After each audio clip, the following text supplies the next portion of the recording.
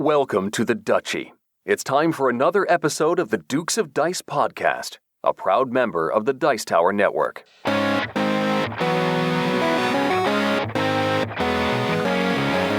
Coming to you from the Duchy in the Duke City, Albuquerque, New Mexico, it's the Dukes of Dice, a podcast about board, card, and occasionally role-playing games. Today, the Dukes review Z-Man Games' Pandemic, Reign of Cthulhu. Then they look back at their review of Mottainai and their Dukes Double-Take. And finally, they look at the good, bad, and ugly when it comes to retheming games. And now, the Dukes of Dice.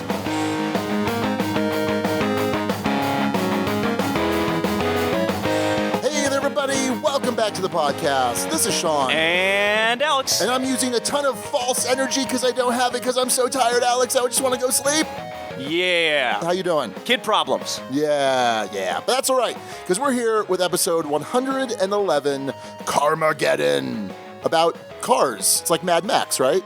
Yeah, not spelled that way. Oh, with a K. Yeah, with a K. Okay. Nice job, Chris. Yeah. That's Chris Schreiber's third name, and for folks who don't know, we sourced these from our guild, and this was a heated week in the guild. It's Board Game Geek Guild 2008, if you'd like to participate in the show. We'll give you the rest of our top picks later, and boy, Sean, this was a close one. Yeah, this was a great week for names. But yeah, like you said, we'll talk more about that later.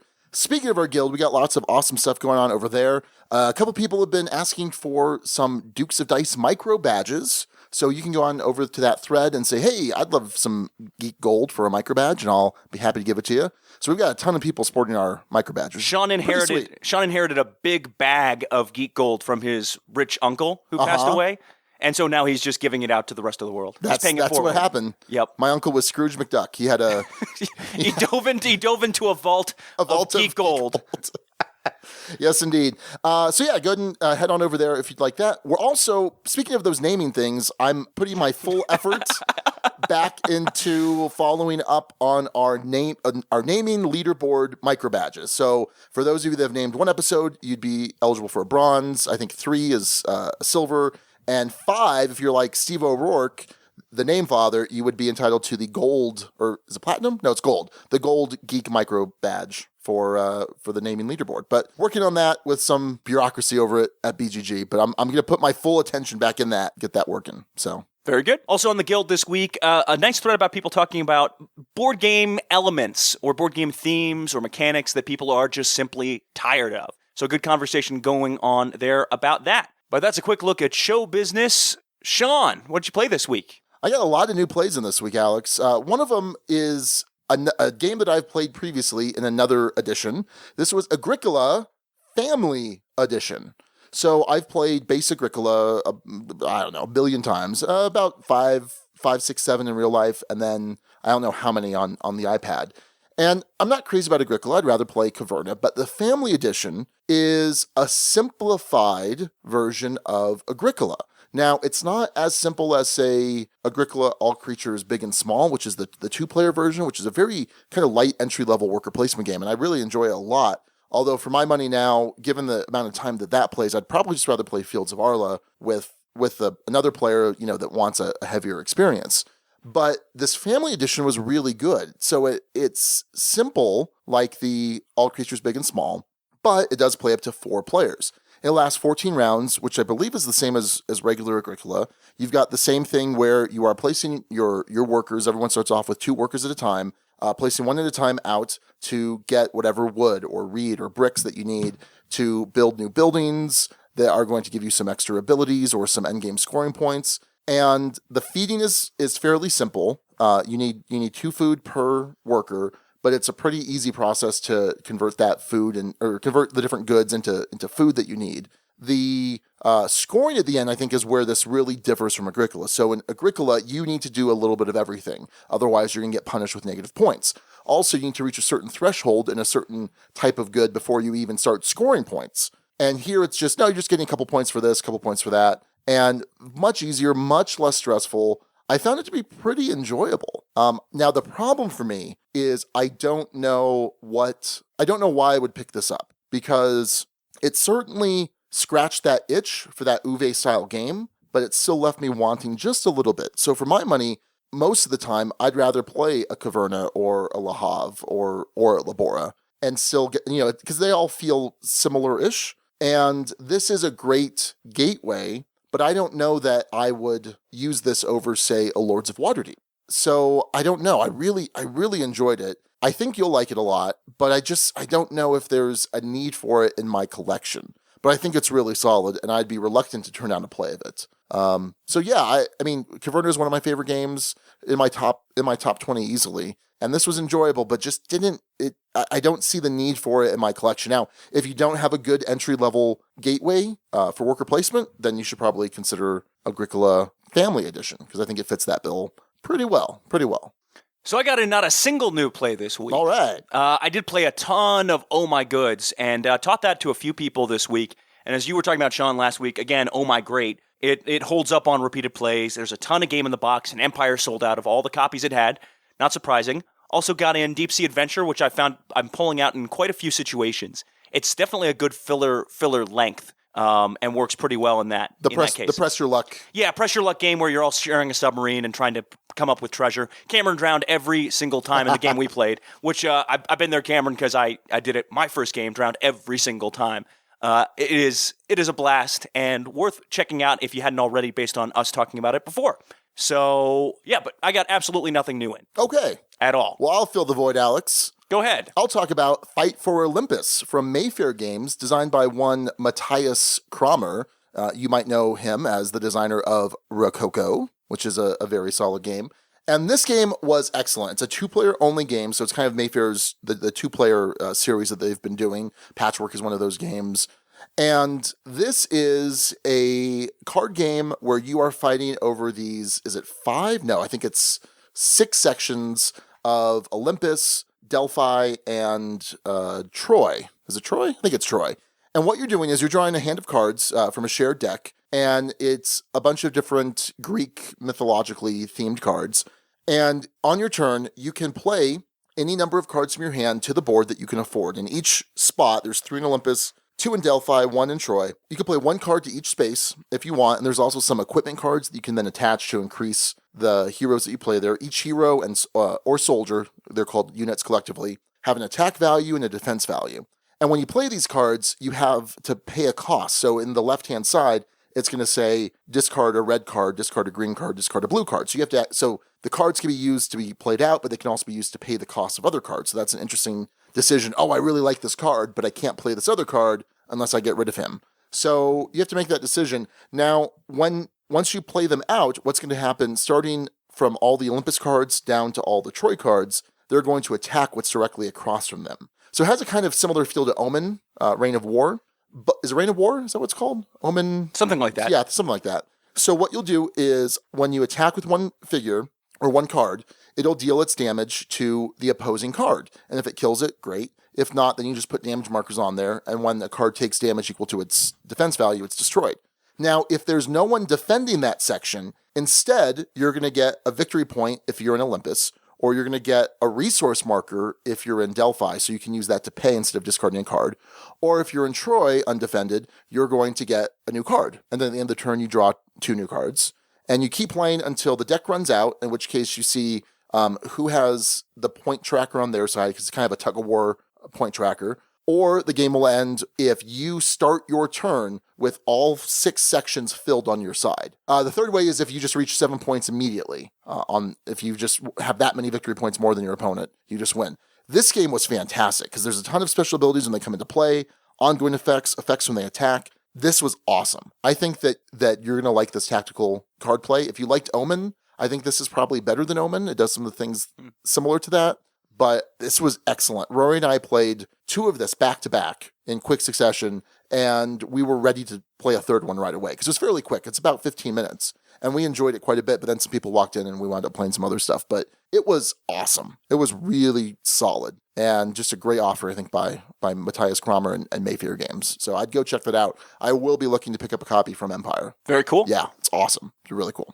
All right, well, the other one I'll talk about came in from GMT. This is one of the games that I did the P500 system. I guess you could use as a verb. I P500'd it, if that works.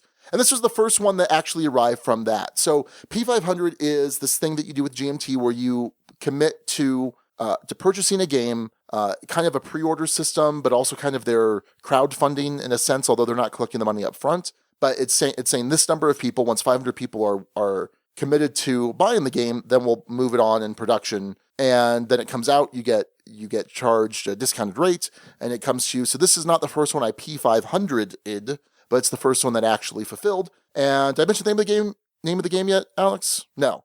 Labyrinth. So this is Labyrinth. It is basically it's the War on Terror, and it's designed by Vokal Runka, who does the Coin series, but it also has a basis of Twilight Struggle. So it is the United States versus the jihadists, and it has that card play where you're drawing cards from a shared deck and you're taking turns playing cards out, similar to Twilight Struggle, but it has some asymmetric powers like the Coin series have.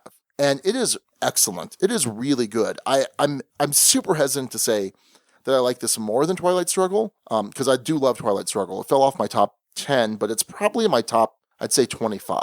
But this was really good. I really enjoyed the asymmetric powers. I've only played once. I was the US, Raquel was the jihadist.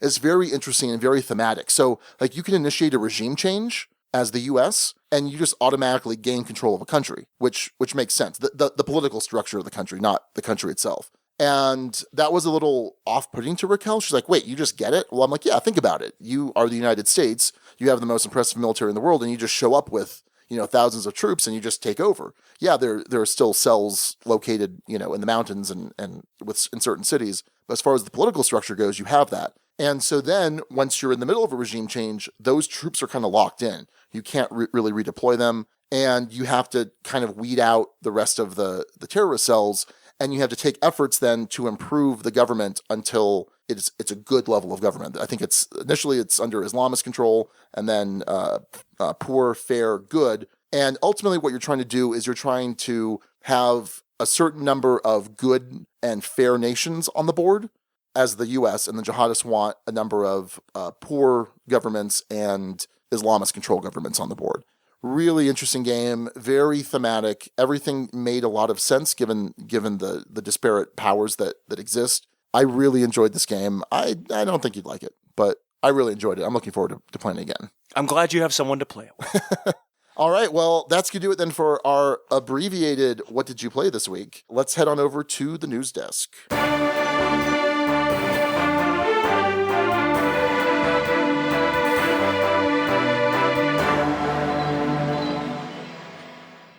All right, this thing got a lot of chatter within the past week or so, Sean. League of Legends, the incredibly popular video game, is now going to be in a board game form. Have you played League of Legends? No. I played it a little bit, and once I realized that it was kind of a lifestyle game, I was like, yeah, I better not. So it's interesting. I like the concept, though. Yeah, and it's certainly drawn a ton of attention. I think Jeff Engelstein's daughter Sydney does write-ups on League of Legends games. It's a big deal, League of Legends. So, but now it's kind of moving into the board game space, which we've seen with video game properties before. It's a developer, Riot Games. They're working on a new board game, and it's called Mechs versus Minions, which was on top of the hotness at different points on BGG this week. Mechs versus Minions will offer 10 different missions, each of which takes an estimated 60 to 90 minutes to play through. It's a cooperative experience where players take the role of one of 4 different league champions, Corki, Tristana, Heimerdinger, and Ziggs, as they fight off waves of minion enemies while piloting mechs. It looks like there's a good deal in the box, too. Mechs vs. Minions will feature 5 game boards, 4 painted mech figures, 100 miniature minions, and an assortment of other knickknacks, including dice cards, acrylic shards, a power source miniature, and more. Sean, from what you've seen of this game, what do you think? Oh, I think it looks fantastic. I watched the Dice Towers playthrough of it. Or not all of it, but I watched parts of it, and it looks really solid. What's interesting is they actually sent this out to a lot of reviewers, not the Dukes of Dice, but a lot of other reviewers, and there was a press embargo, and I remember my YouTube feed, because I have all the channels I subscribe to, it had like 8 Mechs vs. Minions videos in a row. I'm like, how did they do that? Whoa, that's weird. And then I realized it was basically like a 2:30 p.m. embargo, and so everyone did their videos up front and then posted them at the same time. So I think this looks really cool. So the idea behind League of Legends itself is that it's a MOBA. It's a multi-online battle arena. And you are trying to attack certain strong points on the opponent's side. I think there's 3 of them. And so you have your characters, and it's a team game. And so your characters are powerful units. They have powerful abilities, but you also have your, I don't know, they call them creeps, or they call them, you spawn, your home bases kind of spawn these units that flow out towards the enemy base. And so you're kind of supporting those things, and they're helping in the attack. And it kind of grew out of some of the World of Warcraft and StarCraft games, the multiplayer games where people would set them up like that.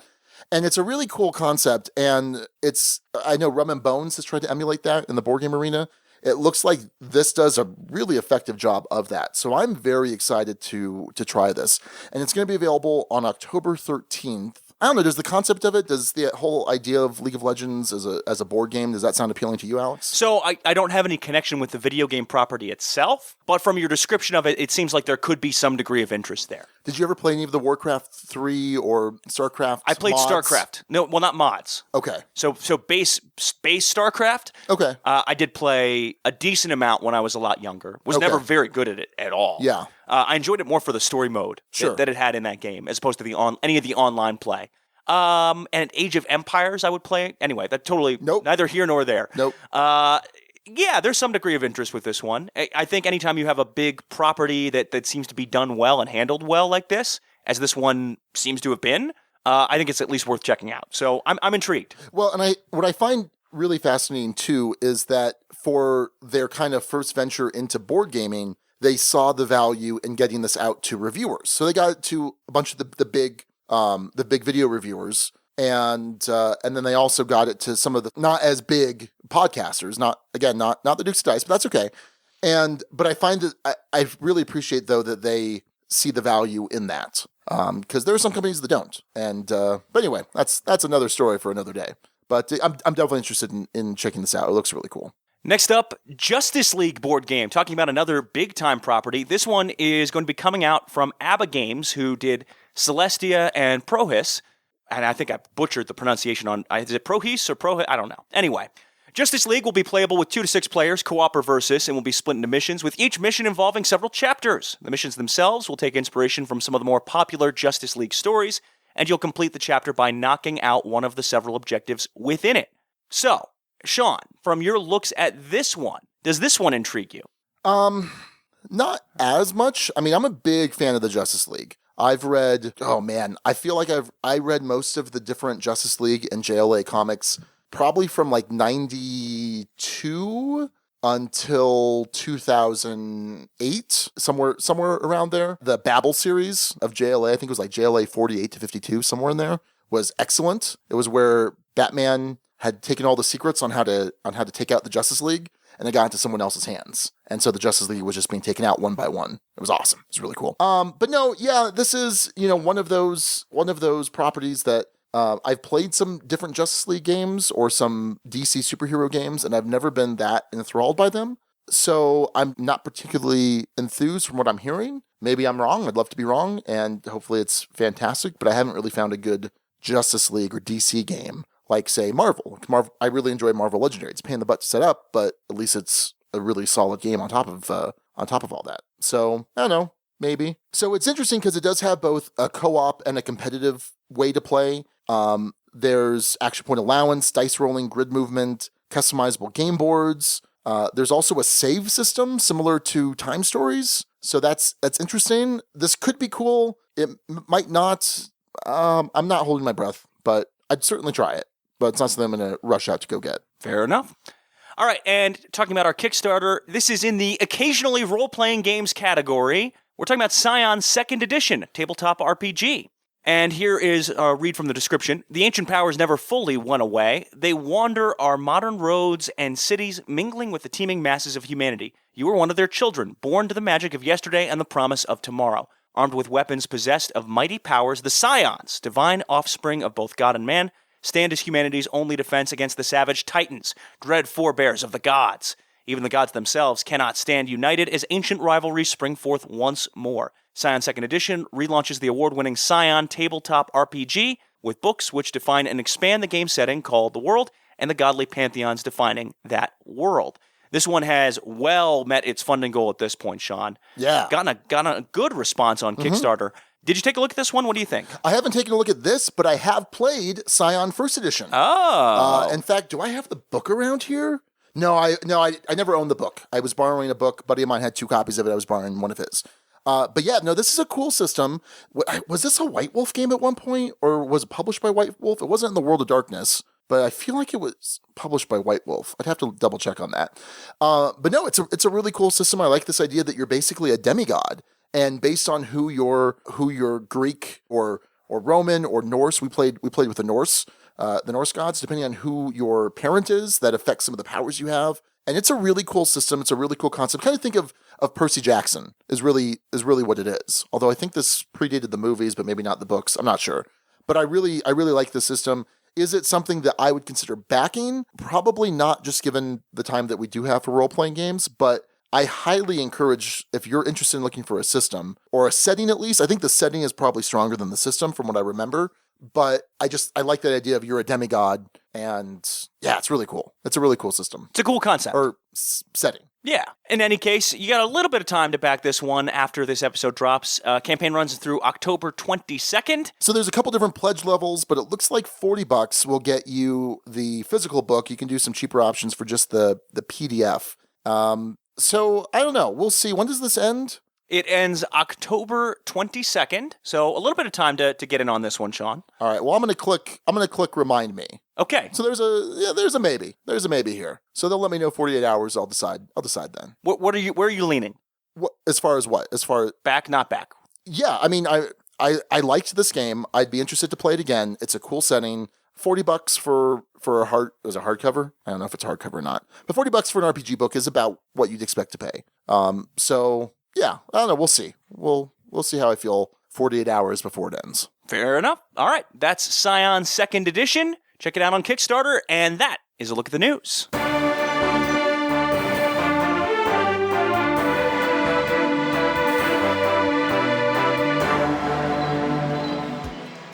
So I want to take a few minutes to talk about a brand new insert from our friends over at Meeple Realty. Wait, who are you? Hi, I'm Mariah. How'd you get down here? I don't know. I just showed up here. Hey, do you like any word-based board games? Yeah, I like Codenames. Oh, have you played Codenames Pictures? Yes, I have. Ooh, have you played Codenames Undercover? Don't answer that. You're not allowed to, Mariah. You're too young, okay? Deal with it. Okay. So anyway, our buddies over at Meeple Realty have a brand new insert for Codenames. But not only does it support Codenames, it supports Codenames Pictures, Codenames Undercover, and it holds all 3 of them in one of those boxes. So go check out the Spy headquarters. In fact, I'm holding it in my hand. I think it looks really, really cool and space efficient. Yes. Check out MeepleRealty.com to see all of their other high-quality, innovative inserts engineered to improve your play experience and speed up setup and breakdown of some of your favorite games. Meeple Realty, think inside the box. All right, this week we are looking at a very popular retheme. Cthulhu is everywhere these days, especially in this game. It's Pandemic, Reign of Cthulhu.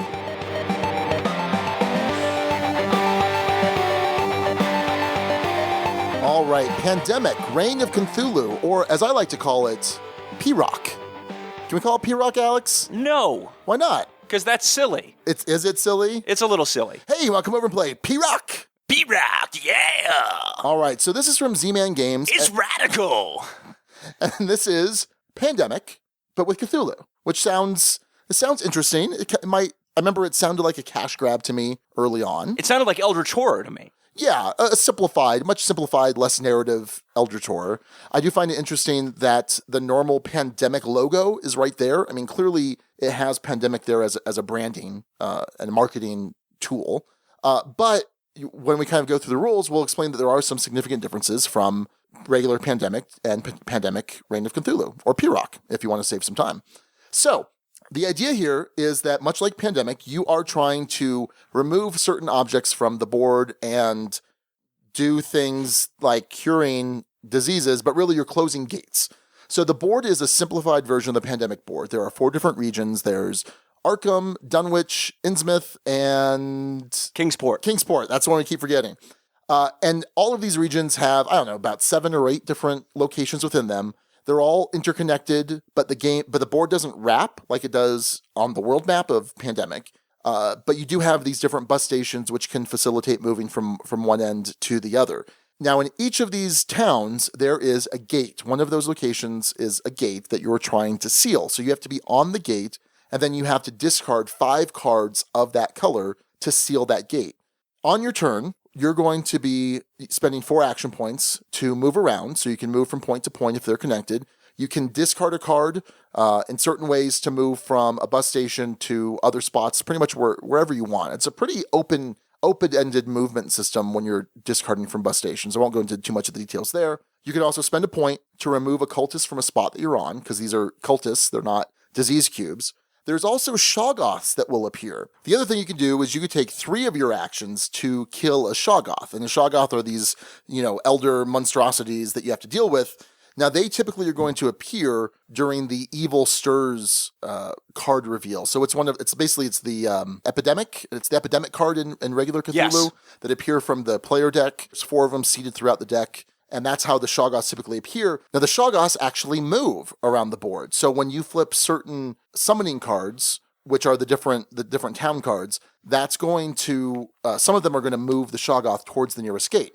And the idea is that they're trying to get to the gate, and then once they're on the gate and they move again, that's going to take them off the board, but that creates a summoning ritual, which triggers that outbreak timer, the awakening track up at the top. Not only does that bring you closer to losing the game by awakening Cthulhu, but it's going to add some sort of ongoing or immediate effect, which is really bad for the players. Consistently bad. Players can also, as another action, they could trade cards. Now, in regular Pandemic, you have to be on the named city and in the same space as a player to be able to trade that card. Here, this game is simplified a bit because the player cards don't have the specific location names. They only have the color of the whole town. So you could be anywhere in the red region, for example, as long as you're on that same spot with the player, and you could trade any red card. So that makes it a little bit easier. There's also relic cards, which are kind of your action cards from Pandemic, and they allow you to do special abilities either on your turn, off your turn, and they don't take up an action. However, you do have to usually roll the sanity die whenever you do this. In fact, if you want to move through a gate, which is another way to move, you have to roll a sanity die.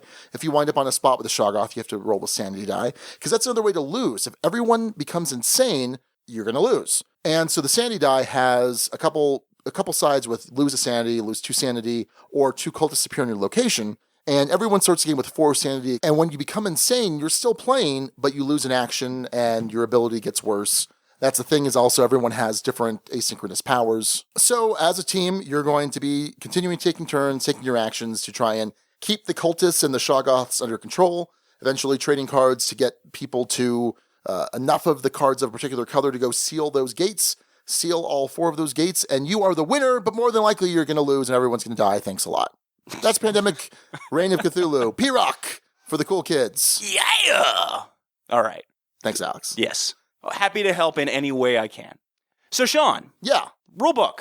So rulebook is fine. Rulebook is good. If you can go and read the rulebook in an unfiltered way. I think we had a couple different people that had been taught the game in different ways that kind of affected our initial plays. I think reading through the rulebook, I think it's a very solid rulebook. Again, it's Pandemic, and that's the thing too, is there are some preconceptions from Pandemic that may not necessarily apply here. So make sure that if you've played Pandemic, you're reading this rulebook carefully for those little differences. It's all there. Yeah. It's all there in the rulebook, and it's actually pretty well laid out, a lot of pictures, nicely done, but you have to read it carefully. Yeah. And not read things that are not there. Yes, and there is an example of play that can help you with that. So I think a solid rulebook, and I think the rulebook looks good. Like you said, lots of examples of play, pictures, things like that. Components and art, Alex. I think it's a gorgeous game. Yeah. Really gorgeous. And the minis in this work pretty well. But the minis have a small component issue. Just a small one. Okay.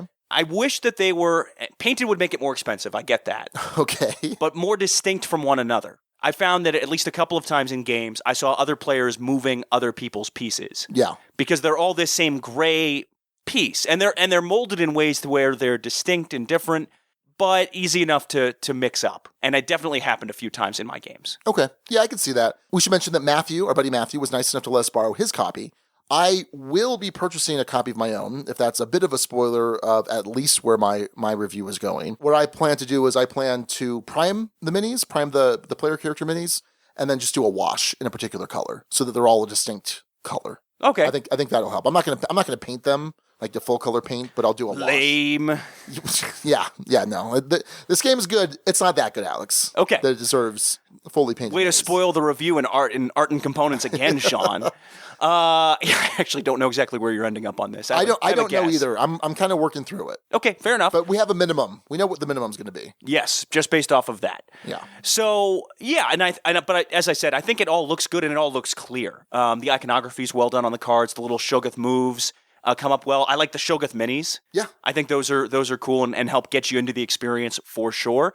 The cultists, instead of the disease cubes, help you better connect to the theme. Oh, sure. And so I think that's all really well done. Yeah. Impressively done, I think. Yeah, I like that the cultists are there because you're not just going into a town and you're, setting up an aid station and treating some people. You're going in and you're murdering cultists, Alex. Oh, is it murder? I mean, at that point, it's not really murder. I think it's justifiable. It's defeat a cultist. Yeah. You just convince them of their wrong cultist ways. Yeah. And then they go home and head to law school or something. I don't know. Something like that. That makes sense. That would, based on the people I've met at law school, that would make sense. Yes. Speaking as a former cultist, Sean. Yes, indeed. So yeah, no, I think that it's a really good production. And I mean, I think I have a high level of standards for Z-Man games. But what's interesting to me is that I'm just so used to these Lovecraft games, these Cthulhu games set in the Fantasy Flight setting where they share characters and the art's all similar. Here, the art is kind of similar to that the Fantasy Flight Arkham style art, but it's just slightly different. And I think it's fine. And I think it sets it apart just enough. But overall, I think that when you have the board is beautiful. So all of the different towns are illustrated. Everything's clear. The only thing that I do care about and wish they would have is, again, some of the cards have the Shoggoth moves icon. I wish that the board would have that icon next to the towns or the locations in a town that correspond to those cards, just so you can kind of plan out, because you know what cards are at the top of the deck based on the way you go through the deck. And so you could say, okay, is the Shoggoth going to move and get through this gate? Well, these cards are still outstanding that have the Shoggoth moves. These don't.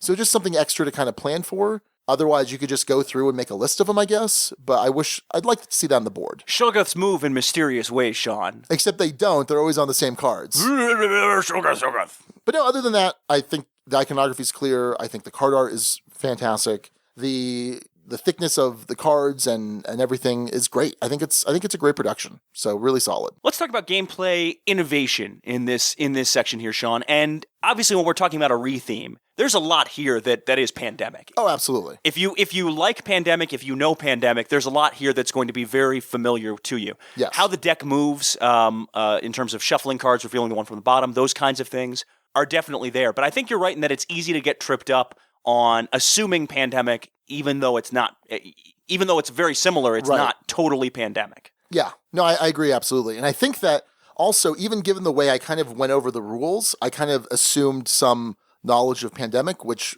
might have been a misstep, but Pandemic is just, I mean, it's out there. I mean, it's a known quantity. It's a well-known gateway game. Pandemic Legacy is the #1 game on BGG. So I would assume some at least passing familiarity with Pandemic. Now, here's the counter, though, the flip of what you were saying, Alex. If you like Pandemic, you're probably going to like Pandemic Cthulhu. If you don't like Pandemic, are you going to like Pandemic Cthulhu? I don't think so. Yeah. I really don't think so, because there's so much of it that's similar in terms of how it plays, the feel of how it plays.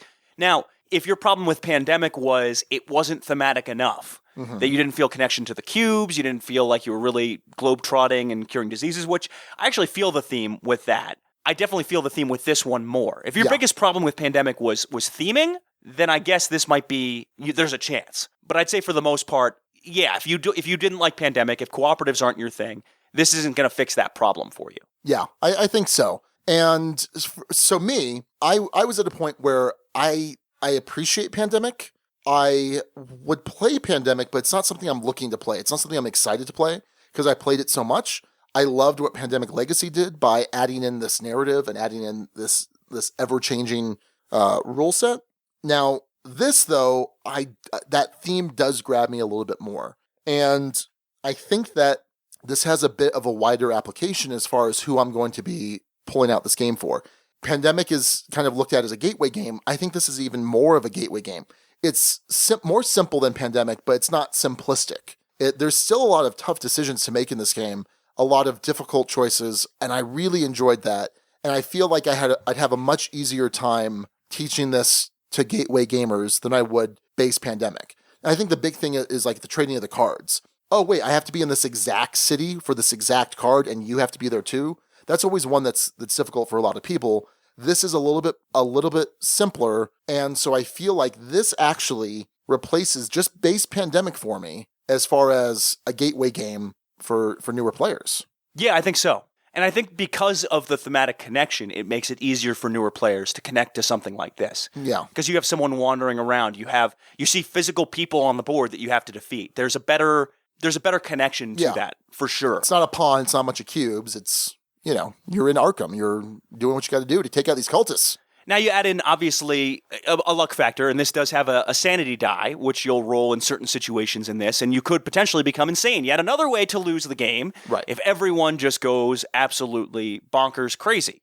How does the randomness feel in this one to you, Sean? So I'm okay with the randomness, but it seems like there's a high level of variance. And I think that the big variance is in the Elder God cards. So again, the Elder God cards at the top of the track are kind of your outbreak timer. But as the summonings happen, they add that extra nasty ability, which makes the game harder. And you could have one, I think it's Yig.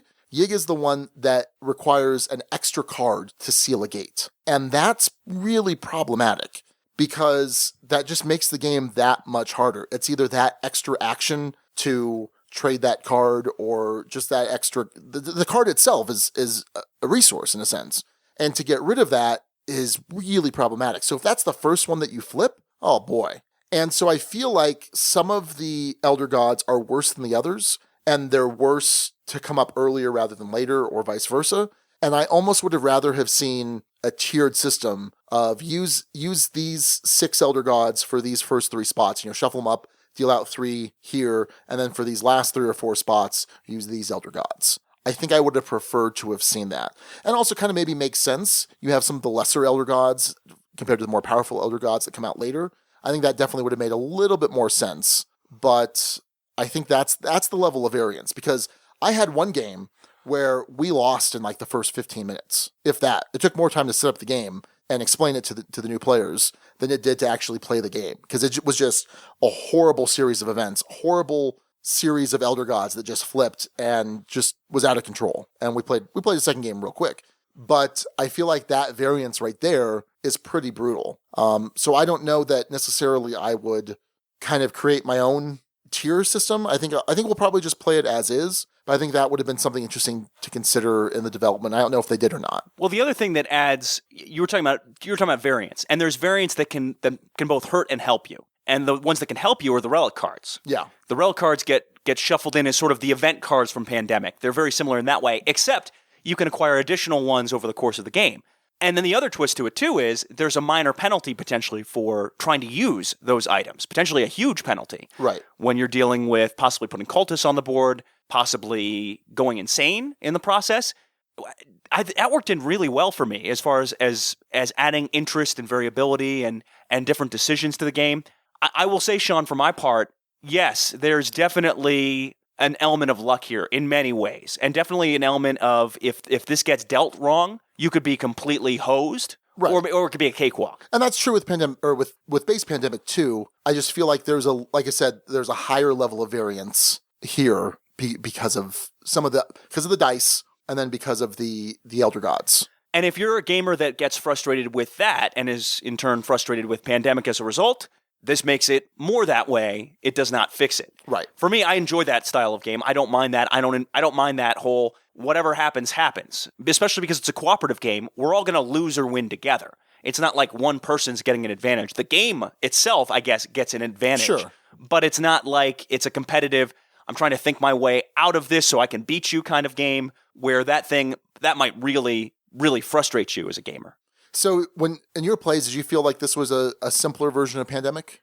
I felt the board setup was simpler, but I felt how you executed and played on the board, especially because of the relics, the considerations with insanity, the shoggoths, I don't think made it a simpler game to me. Yeah. That's my assessment. Mechanically, rules-wise, you think it's simpler? I don't, because you're adding enough other stuff. Okay. You're adding the relic cards, you're adding the elder gods, you're adding the shoggoths, which behave differently than just a basic disease cube. Now, there's some things that are inherently, I guess, a little more intuitive. One of the things that was always tricky in Pandemic for me was whenever a disease cube could spread outside of its region, and you'd have multiple disease cubes in the same space that didn't necessarily trigger an outbreak. That was always a little bit of an oddity to me playing with that. Not a huge problem with the game by any means, but it's just that always struck me as a little different. And this game, for its part, feels like it's more tied or more grounded into, I don't want to say reality, because I don't think that's necessarily the right word I'm doing, but it feels like it connects better with its rules in some ways. Okay. What would typically make sense as a rule makes sense within the context of this game. There's some better term for that, I think, but I don't know what it is. Have you played Arkham Horror? Maybe. Okay. I played Eldritch Horror. Yeah, Eldritch Horror is the globe-trotting one. Arkham Horror is in Arkham, and then some other areas with some of the expansions. So how does this compare in your mind to some of those Fantasy Flight Cthulhu games? So it's certainly simpler Sure. in many ways. I'd put it probably about the same depth or pretty close to it as Elder Sign, Okay. Pandemic Reign of Cthulhu. I think I like it better than Eldritch Horror because it's that world map. It doesn't have as much of the storytelling element for sure, but it's certainly simplified and I think streamlined in a way that works for me. Okay. I like how it sets up. I like what it does with Pandemic quite a bit. So yeah, for my money, that's about where I'd put it. Okay. Yeah, I think that they certainly serve different functions. I think that what's nice about any cooperative game is that you can have something that's a little bit more complex mechanically or even in terms of the decision tree, because it's cooperative, because you're helping each other, you're talking things through. So I can have a new gamer come in and play Eldritch Horror, and I can say, look, I'm just going to give you a quick rundown of some of the very basic rules, but we'll cover the intricacies as we go, because it's not like we're playing against each other. So I appreciate that about, say, an Eldritch Horror. Here, I mean, you kind of just go through the rules, and I'm not sure where I'm getting at here. I think the point is that if I'm really looking to teach a new gamer a game that they can understand the finer points of the mechanics to be able to build on for other games, then it would be Pandemic Reign of Cthulhu. If I'm just looking to really immerse them into a really rich narrative experience, then we're going to go play Eldritch Horror. Not Arkham Horror, because I prefer Eldritch Horror myself. But I think that this does have that role of teaching new gamers mechanics, getting them hooked on certain mechanics that some of the more narrative games don't. Yeah, I'd agree with that. So we kind of alluded to theme. Anything else you want to talk about theme-wise? So the guild actually, and this is where I want to jump in with some of the guild thoughts, because there were a lot of guild thoughts specifically directed to theme and even criticizing how this one handles theme a little bit. So Daniel Newman says, the problem with most Lovecraft-themed games is they tend to focus on the monsters. Most of his writing is actually about the dread of the unknown and unknowable and a great sense of conspiracy or conspiracies to raise an entity that will end the world. Most games focus on madness as a resource, but it's actually a small part of the mythos and a reaction to not being able to comprehend the unknowable. Most games use it as a thin veneer and an excuse to make big, ugly monster minis without actually catching the feel of the stories. So I don't know, and Matthew responded to this one, our good buddy Matthew. I've read Lovecraft and I get what you're saying about its generic appropriation of theme. Pandemic has always been a high-level approach to disease outbreak. This game has the same feeling as that. I personally feel Pandemic Cthulhu is a better implementation. It has a simpler set of decisions, but the consequences are just as dire. To get the true feel of Lovecraft, you'd almost need a storytelling game. Even in Arkham Horror, the theme feels pretty pasted onto the mechanics, even though there is tons of flavor text.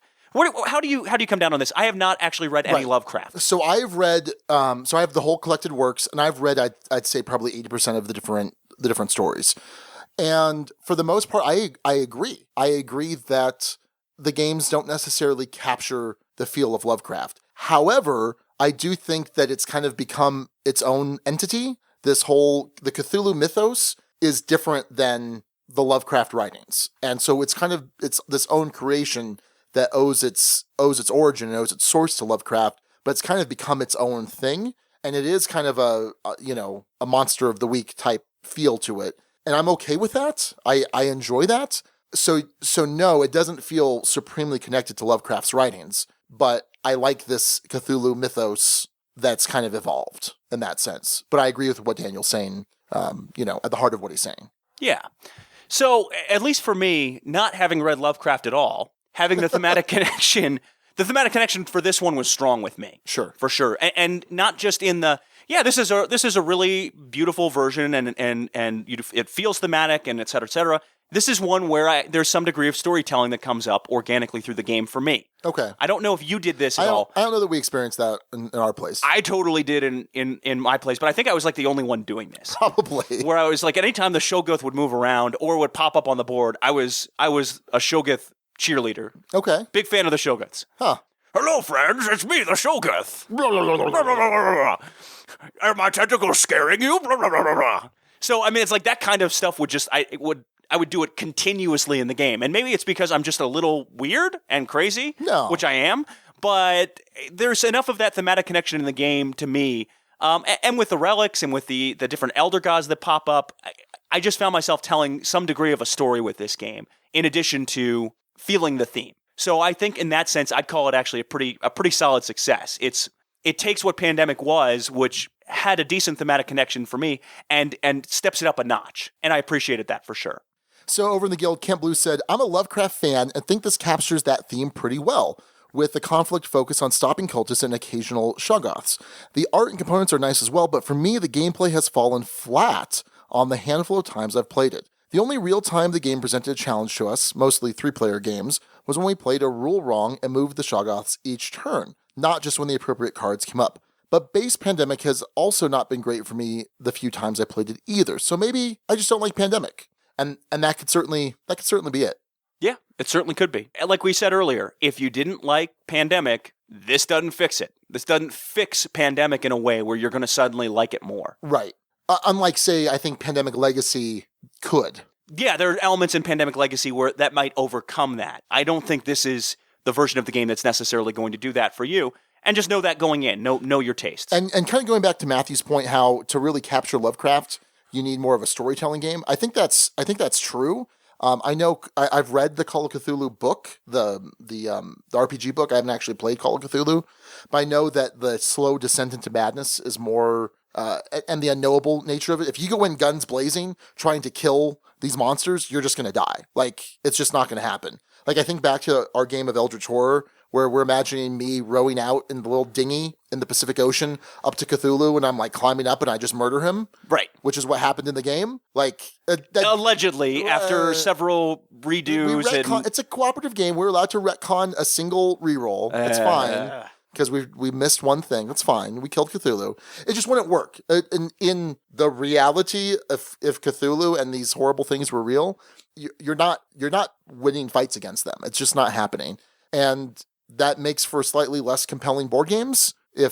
So I get that. I get how this mythos has evolved, and I appreciate it. But again, it is different than Lovecraft. So, all right. Well, let's share our final thoughts, Alex, and let's rate this game. Yeah, you go first, Sean. I've been going first the last couple weeks. All right. I think you're going first this time. All right. So I'm struggling with this one too in terms of where I finally fall on this one. I really like what this does with Pandemic. I think there's enough variability in here with the relic cards and with the old ones. There's enough of a connection, and of course, I'm a big fan of the Shoggoths. Hello, friends, it's me, the Shoggoth again. Probably not my finest voice. Anyway. No, not at all. All right.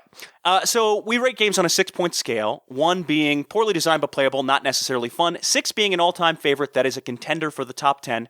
It is on the right side of that scale in that it's at least a 4 for me. A good game worth playing just not all the time belongs in the duchy versus a great game will rarely turn down a play of it. So a 4 versus a 5. Yeah, a 4 versus a 5. And I find myself right in between those, but not allowed to use decimals. Nope. Because that's how we roll in this one. I'm going to say this one ultimately falls to a very high 4. Okay. A good game worth playing, just not all the time, belongs in the duchy. I think this does a lot of things really, really well with Pandemic. And I think if you like Pandemic, you should absolutely check this out. And I think you'll have a lot of fun with it. Does it replace base Pandemic for you? I can't imagine myself playing base Pandemic over this. Okay.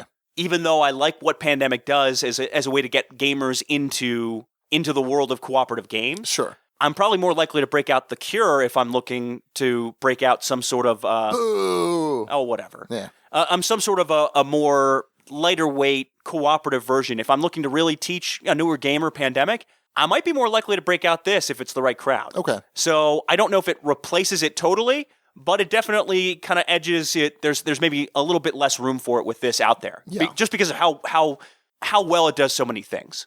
Okay, that makes sense. So I'll say for me, it definitely does replace base Pandemic. And so, for example, you have some of the Pandemic expansions. I don't, and I've had no desire to get them. I've played some of them. I think they're fine, but for the most part, Pandemic has a very specific use in my collection, and that's to kind of teach new gamers. In that sense, yes, Pandemic Reign of Cthulhu does replace Pandemic. And I'm not going to get rid of Pandemic. It's still going to stay there, at least for the time being. Maybe because at some point I get the expansions, but I don't really think that's going to happen. So I don't know. We'll see. But this is something that I am going to pick up. So for me, this is a 4 as well. A good game, worth playing, just not all the time, belongs in the Duchy. This is not something where I'm going to say to you, hey, let's bust out Pandemic Reign of Cthulhu. It's going to be, okay, we have this situation for it. Let's go ahead and bring it out. I did think that this was probably going to wind up being a 3 for me before I played it, just based on my presumptions, which is game is okay, not exciting, we'll play in the right situation. No, I think this is a good game, and I enjoy playing it, and I do want to add it to my collection. So all right, I guess that's going to do it then for our review of P-Rock, Pandemic, Reign of Cthulhu. 4 from Alex, and a 4 from Sean. You are listening to the Dukes of Dice, proud members of the Dice Tower Network. For other great shows in the network, check out dicetowernetwork.com. Back to Alex and Sean for this week's Dukes Double-Take. All right, this is the least dramatic Dukes Double-Take of all time. Not that they're particularly high drama, I guess, but Dun, dun, dun! But everyone kind of knows what we think about this one a year later because we talk about it quite a bit, and it's on both of our top 10 lists. This is looking back to episode 59, Rome Demands Chopsticks. And no surprise, even back then, Sean, we gave this a boxcars, and both said it was likely going to be in our top 10. Yep. And sure enough, it's been in our top 10. My number 5, your number 2? Yes, my number 2. Yeah. My number 2 of all time, and a slight thought, briefly, that it might overtake Baseball Highlights 2045, first mention. But no, there's still a decent gap between those two, but I called it at the time, and I stand by this, a masterpiece in design. I think it absolutely is. So it's definitely not for everyone, but it's definitely been for us, for sure. And I do think that a common theme is, I've heard a lot of people say they've bought it because of us, and the first play falls really flat. Yep. But then they give it another try. They appreciate some of the depth of it, and So I mean, I think that's definitely true. I think that if you play this once and you're going to struggle with it, the rulebook is not written well. It's hard to kind of get a flow for that game, to get the feel for it, and it could be very off-putting if you don't have someone there that's willing to kind of work with it through, or work through it with you. This requires some patience. It requires some effort for what is really a short game, a quick game, not a lot to it. This game requires some effort. And for some people, that effort's going to be really well spent because it's a really enjoyable experience once you've put that work into it. And I think it can be work. And some people don't want to, and that's fine. But such a great game. It's still a 6 for me. It's still a 6 for you, presumably. Yes. Your number 2 game. Stephen LaCroix had a question for us on this. If I'm a fan of Glory to Rome, but can't get it to the table often, should I get Mottainai? I think that depends. Why can't you get it to the table often? Is it just because people don't want to play it? Is it a player count issue? I think that for my money, Mottainai is ideally 2 and at most a 3-player game. You can play it 4 or 5 players, but no thank you. You actually have to mix decks together. I don't think it plays well at 5. I'm not crazy about it at 4. I'm okay with it at 3. I like it at 3. I like it at 3 a lot. Yeah, but 2 is that sweet spot for me. Glory to Rome, I think, is better with higher player counts. So if it's a player count issue, then you might have an issue. You might have a better time getting Mottainai out if you're looking for 2-player games. I feel like there's a lot of Glory to Rome that is a little bit more intuitive and makes a little bit more sense. I really love Glory to Rome, but I like Mottainai more. but I'll play them in different situations. Although I still need a copy of Glory to Rome. I think if you can find one person who's willing to invest in learning it with you and you can play with, even one person, I think it's probably worthwhile to pick up. If you don't think there's going to be that one person who's going to be willing to give this a couple of plays, to get into the mechanics, to kind of muddle through learning it, Yeah. then I would pass. But if you think there's that one person out there that you can play this with and play this with a lot, I think you're going to get a lot out of it because it's not really that expensive of a game. No, it's like $15-$20. Yeah. So And I think that's for 2 decks. right. Yeah. And this is, by the way, the only game I think I bought 2 copies of. Yeah. I bought the deluxe edition and the mini edition. Okay. One for travel purposes, one for just because I wanted to have deluxe. And if it ever went out of print, I would feel very bad if I didn't have access to it. This is also a game that I'm planning, and Raquel and I have sat down and we've kind of laid it out, but we're planning on doing wall art for. Oh. Yeah. Just all of the cards laid out. Oh, interesting. So it wouldn't be a game in progress like you have with... No, with Zolkin. Yeah, so for folks who don't know, Sean has a shadow-boxed version of Zolkin, entire copy that he's glued and mounted to the wall in mid-play. Yeah. Different players taking different strategies. And Yep. So for Mottainai, though, the idea is just to kind of lay out the cards in a pleasing way? Right. Would you have game boards with that too, or Yes. no? Game boards, the back of the black cards, the back of the white cards. Yep. Yeah. Interesting. Yeah. I think that'd look really cool. Yeah, I think so too. Cool. And it is, by the way, a gorgeous game, I think. Megan Nexer had a pretty elaborate post on all of this on the Guild, and I didn't clip the entire one into the show notes, basically talking about how she's kind of discovered more of Chudik's games, and ones that have fallen flat, ones that have worked. And then she talks about Mottainai. The game came in, and it was beautiful. Great art and graphic design, tight gameplay. This was it. This was our heavier Chudik. I tried to teach my husband, and it didn't go well. My heart sank. Every circumstance I taught the game had something going on detrimental to the game. A loud TV in the background, hungry bellies, etc. I held on to that determination, and I think Paul picked up on it and kept trying to learn it with me. Finally, we played a great game of it. We kept playing. The game opened up. We found our perfect Chudik game. I was in love. I've since taught it to several other people, but I'm always extremely hesitant, both because I don't feel like I teach the game well and because it takes a special gamer to enjoy and really grok this game. It's a huge investment to learn, though I believe the payoff is worth it. I haven't tried it with more than 3, but for a 2 to 3 player game that is quick, full of meaningful decisions, and allows enough flexibility for a great deal of creative play, and is quick to play once you learn, it really hits the perfect sweet spot for us. 5 out of 6 would be a solid 6 if it weren't so difficult to teach. And then she asks, simply put, any recommendations for teaching this one? She wants it to be for her more than just a couples game. So I've done 2 things to teach this game, and I'm not sure which I like more. One option is you play open-handed and you just kind of walk through it. I've done that, and that's worked okay. I've also done a version of teaching where you play without any of the card abilities. So every card has a unique ability, but they also count as, you have a bunch of cloth cards, a bunch of stone cards, a bunch of brick cards, and paper cards, and metal cards, and they all have their own unique ability if they're built as works. I've played without that so people can just get a feel for the flow of the game, a feel of taking cards from the center of the table, the floor, and moving them to your craft bench, which you're going to use to then build works from your hands.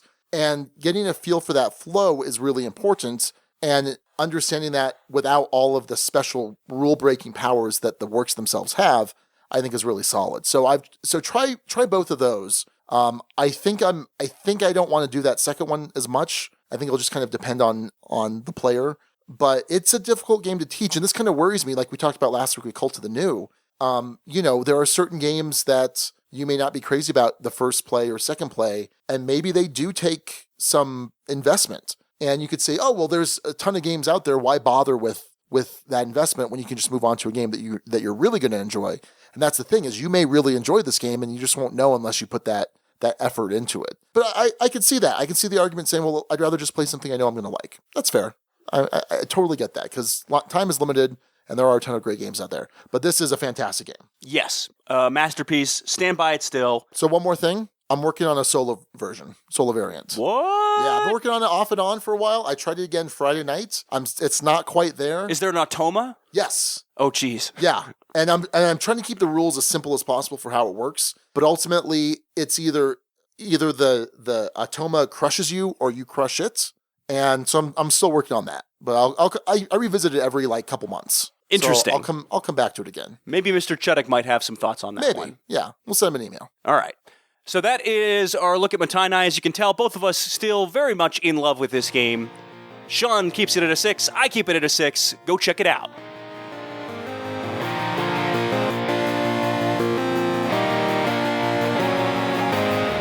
All right, this week for our discussion topic, appropriately enough with Pandemic Reign of Cthulhu, we're talking about retheming in games. And Sean, we've actually done a couple of rethemed games fairly recently. Yeah. We did obviously Pandemic Reign of Cthulhu today, but P-Rock. also, yeah, thank you. P-Rock, yeah! We also did Royals not too long ago. And I guess, is that a retheming or reimplementation? I know that can be a little bit of an interesting line. Where's the line between those? Well, I don't know. I think it's more of a re-implementation of Heads of State, more so than a re-theming. Okay, yeah, fair enough. I think I'm way off base here, Sean. All right, get us back on track. All right. So I think there's a couple different ways you can look at rethemes. I think there are definitely the cash grabs, the ones that you just slap on some other theme without much thought about mechanics or what it's going to mean. I think what's the biggest probably Monopoly? Well, yeah, I was thinking more in our kind of hobby world. Yeah, Monopoly definitely, because you probably have 1,000. I bet you there are 1,000 different versions of Monopoly, at least. Okay. I bet you $1 million. I'm not betting you anything, but okay. I'm thinking like Munchkin. I mean, how many different versions of Munchkin are there? Too many. Okay. Yeah. I mean, for us, I think one is probably too many.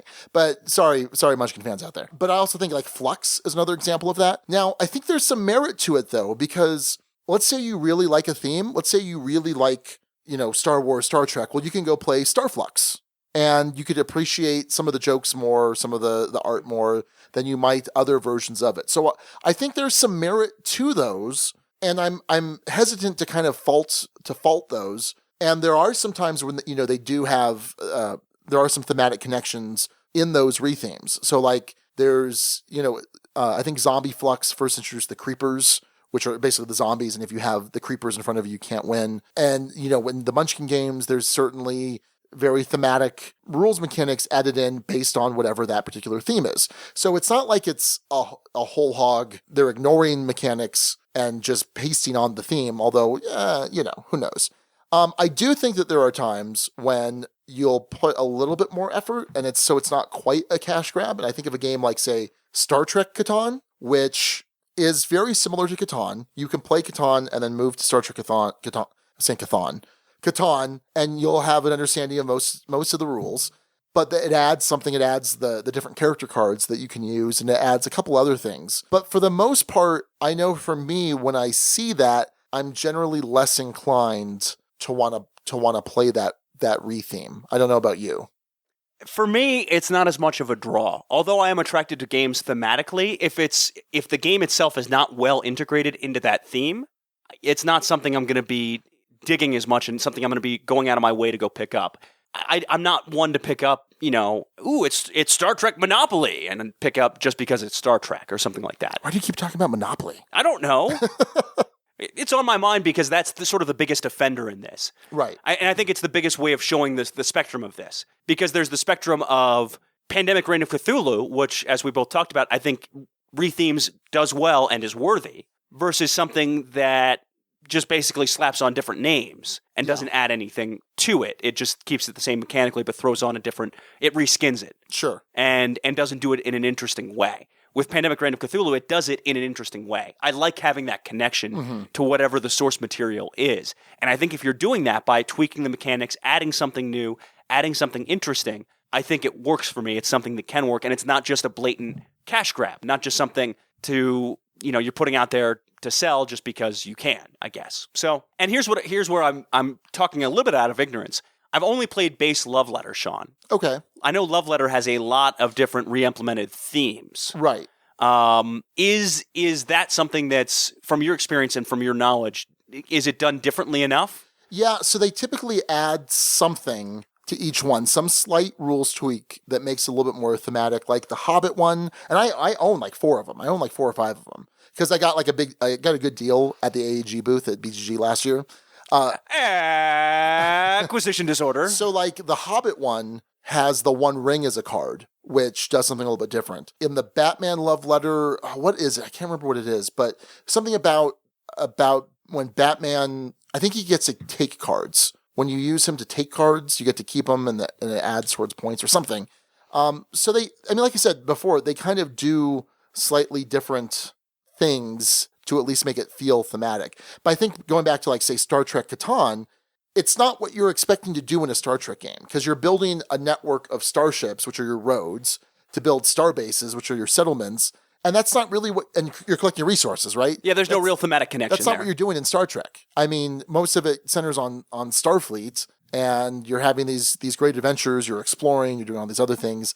And so that doesn't feel like Star Trek. It just feels like Catan with Star Trek kind of pasted on.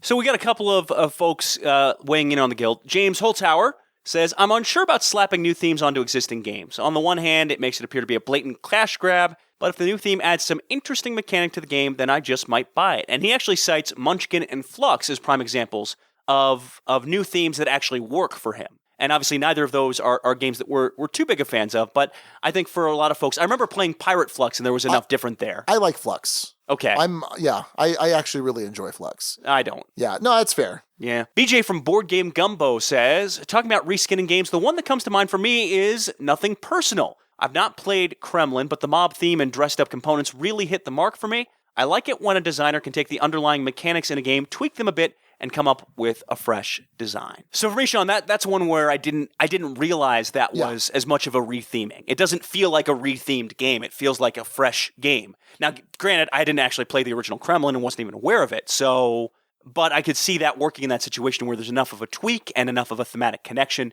to where it works. And again, that one probably works a little bit better because it's a mob theme. That feels like what you'd be doing in a mob-themed game. Right, and so I think that, it was originally that kind of Cold War, what's it called, the Politburo, the different, jockeying for position within the Communist Party.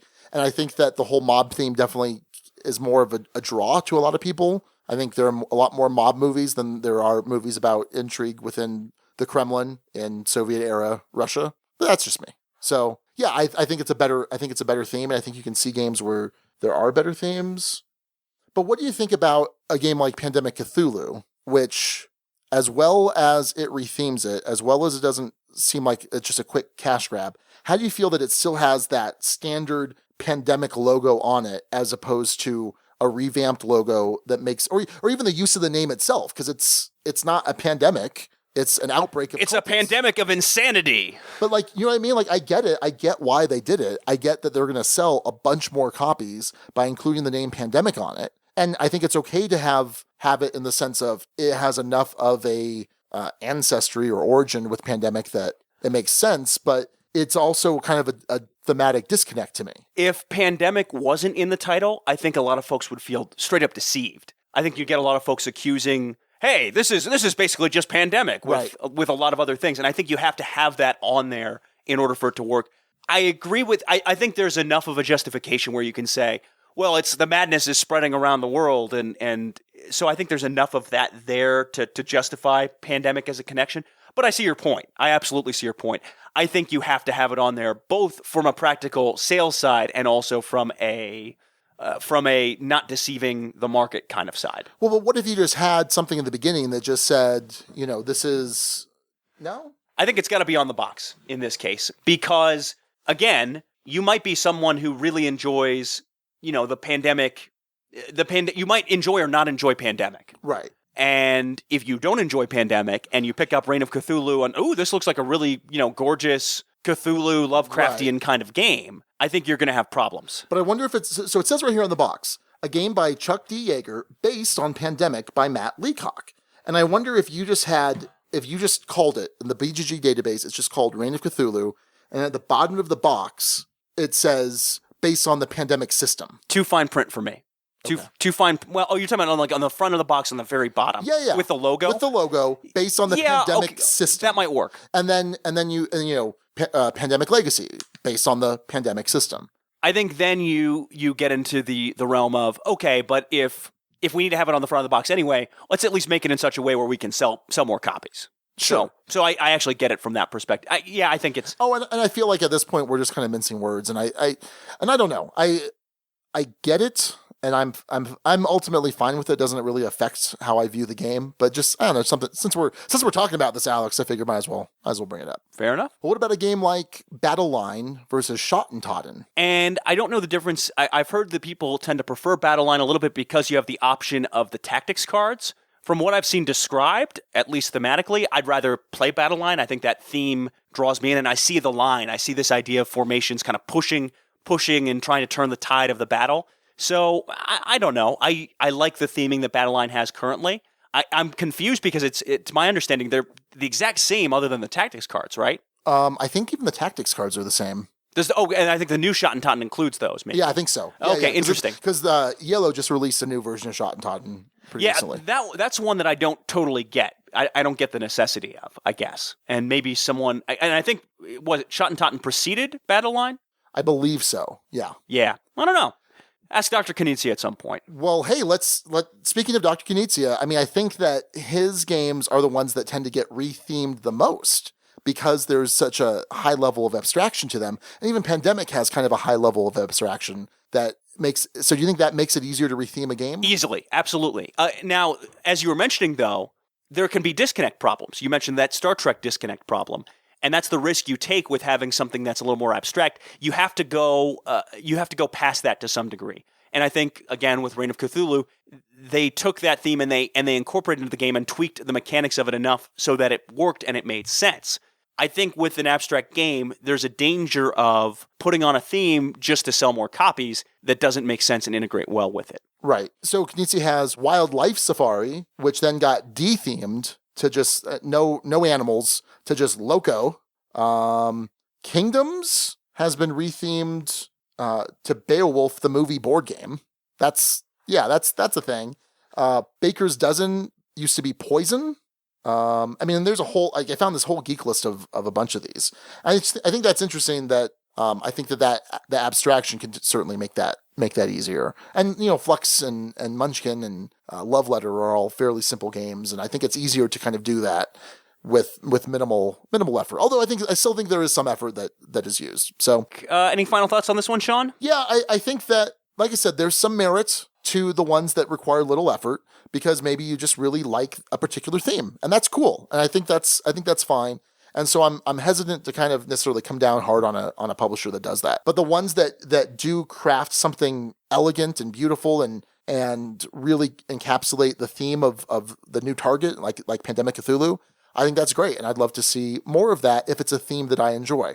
Like, for example, Star Wars Imperial Assault did that with Descent. And I think I love the end product. So I'm happy to see more of that when it's a really thoughtful re-implementation or retheming. Fair enough. Before we end this episode 111, Karmageddon, we got to talk about what was an eventful naming week. And Sean, this was another one where we had to go to Schwazi. Well, okay, not only do we have to go to Schwazi, but I think in general, I think that this is one of the strongest weeks that we've seen in a while. Oh, it was amazing. Yeah, it was a really solid week for naming episodes. So the one that we were between was Karmageddon from Chris, who ended up winning, and Steve O'Rourke, the name father, with Arts and Lovecrafts. Yes. Combining arts and crafts from Mottainai, you're crafting things, you're building things with Lovecraft. Yeah. Brilliant. Straight up brilliant. And Karmageddon works really well, obviously. You have Mottainai, concept of kind of karma within the temple, and obviously the Armageddon, the end of the world with the old ones.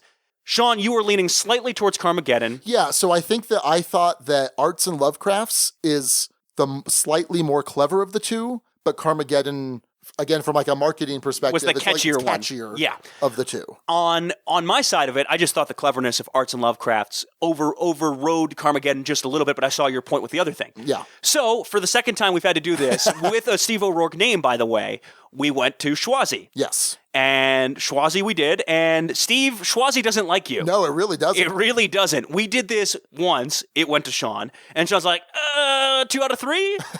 I'm being sporting. Alex. Right. And so we did it again, and nope, Sean won again on the Schwazi, so that's how we picked the episode title this time.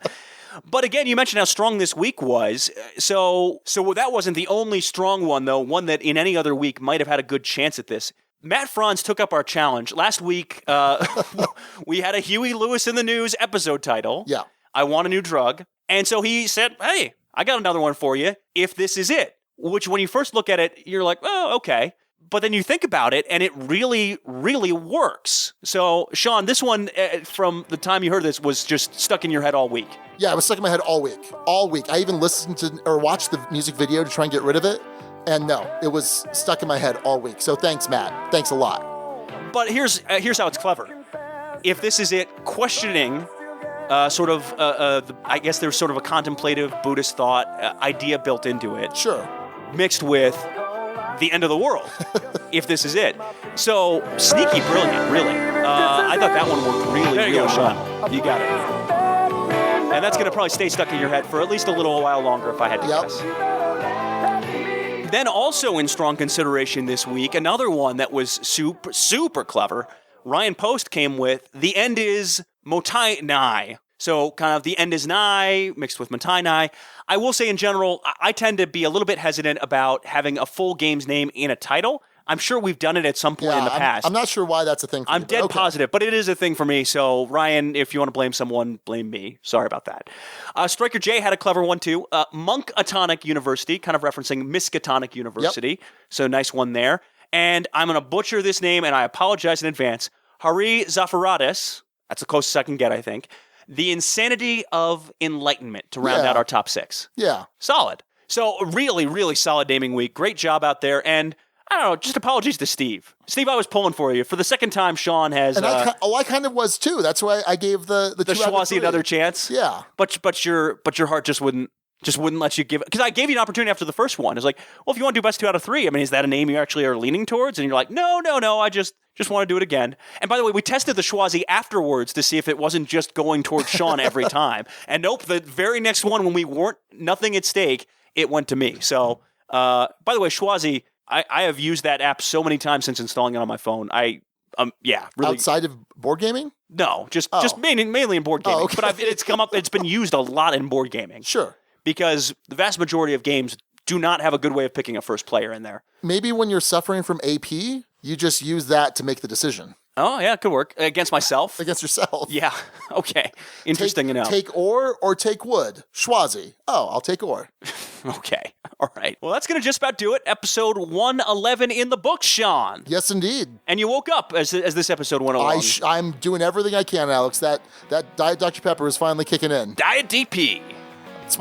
New sponsor of the show, by the way. It is absolutely not.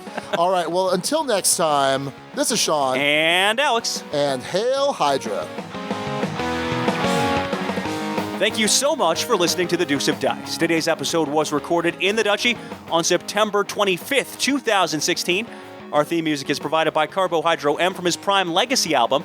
The Dukes of Dice are a proud member of the Dice Tower Network. For other great board gaming podcasts, check out dicetowernetwork.com. And for all the latest in the Duchy, go to dukesofdice.com. Find us on Twitter at Dukes of Dice. Join in conversations on our Board Game Geek Guild. Find us on Facebook and subscribe to our YouTube channel. Please also consider supporting us on Patreon. Thanks to Meeple Realty, who's provided promotional support. For high-quality board game inserts, check out MeepleRealty.com. Meeple Realty, think inside the box. We'll see you back here next week. Until then, game on!